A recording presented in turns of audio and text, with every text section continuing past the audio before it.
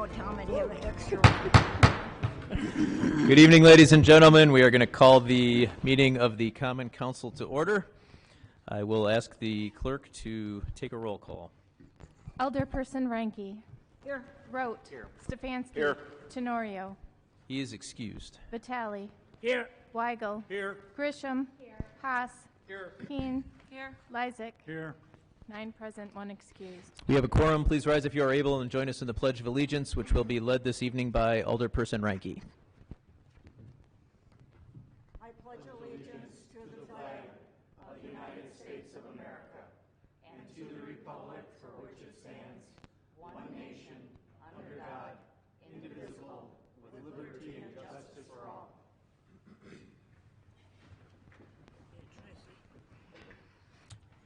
Okay, we will move on to item D, public hearings on tonight's agenda. We have one item. I will ask the clerk to read out item 1.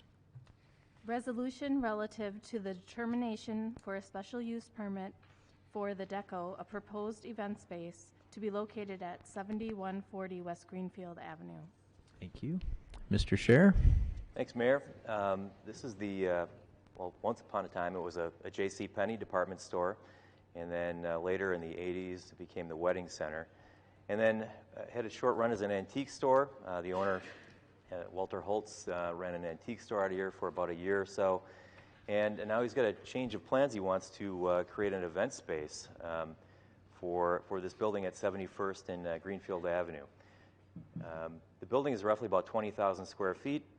It's located in our downtown. The zoning district is the C1 downtown central business district. The proposed event or space is going to be used for an event space for upscale wedding venue businesses, corporate events, parties, all within this building. Again, the property is considered a special use or conditional use under our new code, given the fact that it's an assembly of over 5,000 square feet of space. The hours of operation are generally speaking are going to be between 5 p.m. and 11:30 p.m. They will have smaller functions during the week as well, which could be open, I guess, earlier in the day, depending on the event or the client. You could have luncheons and so on. But so the special use resolution has been written to reflect some flexibility in terms of the hours of operation. The bulk of work, there's actually work being done under permit right now with the building. There was some testing being done in the exterior of the building. If you recall, the exterior of the building had an aggregate siding over the top, which covered the original J.C. Penney storefront from years ago. Uncovering that aggregate stone on the exterior of the building, it revealed the larger window openings that you see on the right-hand image of the picture there. We'll get into the architectural in a little bit more. But the completion date for the building is later this year in the fall. Some of the exterior improvements that are going to be going forward with this are new exterior facade treatments, the large format windows, some new porcelain tiles. They've had to scrape off all that aggregate siding from the front of the building, and the plan is to, if they can't restore the brick that's underneath that aggregate, that they'll be putting a porcelain tile siding over the top of that. The canopy is going to be freshened up with a new stainless steel finish, signage, new windows within the building, eyebrow features over the second floor windows, and then accessibility improvements as well, both within the building and so on. On the interior, the bulk of the work really is going to be just renovating the space for the different floors within the building, and then just upgrading the finishes to suit the use. This is a real overview of the floor plans. Start on the far left-hand side of your screen there is the basement, and that's being converted for a lounge area. You have a men's and a ladies' lounge area for, in the case of a wedding, for example, prep area for the bride and her team and the groom and the groomsmen, and then pool tables, some different amenities downstairs to be sort of relaxed and get comfortable before the big event. And then upstairs, moving on to the next image to your right, is the actual reception area with a dance hall, DJ areas, the different one possible table setting within the building, a lounge area. And then moving up to the third floor, or actually the second floor plan, It's actually a balcony area for, again, sort of overflow. The wedding reception or party can take place partially on that balcony, and it's going to be an open view to the first floor down below. There'll be a grand staircase leading up to that balcony. All four, or the floors here, will be serviced by an elevator as well. And then the third floor on the far right is the ceremony area. The seating that's shown there is roughly about 154 people in that arrangement there. So in terms of events and the varying sizes of events, there's going to be a need for parking, of course, but there's about 385 parking stalls in downtown West Allis. It's the municipal parking areas in the city, paralleling Greenfield Avenue behind the building storefronts. And then in addition to that, there's another 161 or so on-street parking stalls within the commercial frontages of Greenfield Avenue and the commercial side streets. But driving to and parking and then going to an event is one way to get there. But there's also other alternatives. Rideshare, like Uber or Lyft, and so on, is a very popular way to go to an event and attend it. There's also going to be shuttles that could be arranged with the nearby hotels. We have a hotel that's underway, actually not nearing completion yet, but under construction on 70th and roughly Washington Street, the Home to Suites, and then a hotel on 84th and Greenfield Avenue, the Hampton Inn and Suites. So this location is in between those two bookends of hotels. So rides can be arranged from the hotel for guests staying at those places to this, so it's a very convenient location. The applicant has indicated that he's been also monitoring the Gage event space on 70th Street and noticing that while people do drive to that event space and park in nearby surface parking lots, they also park along the street frontages of 70th Street and Washington Street. And the street parking is actually probably a little bit more popular in that situation because you have to walk a little bit of a distance to the surface parking. But in any event, driving from one's home to an event isn't always the preferred means of getting there. So there are other alternates of getting to an event, and it's just one of the things I wanted to iterate with this slide. So the Plan Commission has recommended approval on April 27th. This hearing has been noticed. It's a Class 2 notice, and properties within 200 feet have been notified, and we have received no objections to date. Happy to entertain any questions. Thank you. Thank you, Mr. Scher. Are there any questions from the members of the council? Mr. Mayor? Alderman Weigel. Steve, I think this proposal looks very familiar to most members of this council. We had a very similar proposal a couple of years ago presented to us, and if I recall, we wholeheartedly supported it. A very similar use. It was a different applicant because they weren't able to secure ownership of the building. And if I remember also, the businesses of the downtown were very supportive of it also. I don't see anybody from the bid here, but as one of the aldermen of the district, business owner, property owner, and resident of the downtown, I can really see the value in this. I'm not worried about the parking. I know that some people may be, but I assume the applicant is aware of where we are on the different licenses that they'll need, correct? As far Correct. As, right. And then I guess the one question I have from this seems a little bit different from the previous application. Was that 2 years ago? Was that pre-COVID? About 2017-ish. Oh, it was longer than that. Yeah. Okay. Yeah. But that basement lounge thing. So this is not going to be open as like a regular bar. This is only going to be for special events, correct? I see head nods. I see Wally in the audience there. So yeah, I guess that was my question, and that was just a little. I wanted to refresh everybody that a very similar use had been proposed here in the past, and at the time, if I recall, it was unanimous support from the council. Obviously, I can't speak for everyone, and there was different members here then too, I believe. But I think it's a great idea. So, thank you. Thanks, Alderman Weigel. Any other questions from the council? Mayor Devine. Alderperson Reinke. This particular property has been used for many wedding venues, we'll put it that way. Some of them didn't really come to fruition, or else they weren't in business very long, it seemed. Is there a date set for the remodeling, finishing, and opening for this business? Yes, it'll be later this year. In the fall of this year is the expected opening date. Now, some of the issues to date have been just supply chain issues, ordering windows, and then having delays. The wrong color windows delivered to the property, so they have to order the right.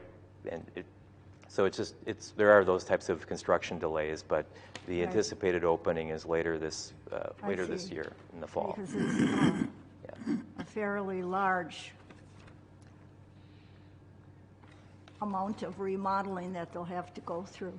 Correct. Yes. Yep. Thank you. Yep. Thank you. Any other questions from the council? Okay, seeing none, are there any comments or questions from the members of the audience on our public hearing? All right, seeing none, we will close our public hearing, and that concludes item D on the agenda. We will move right to item E, which is citizen participation. This is the opportunity for the council to receive information from members of the public during this 30-minute period. Speakers must approach the podium, give us your name and address for our official record, and please make your comments one statement, no more than 5 minutes. Is there anybody that wishes to address the council under citizen participation this evening?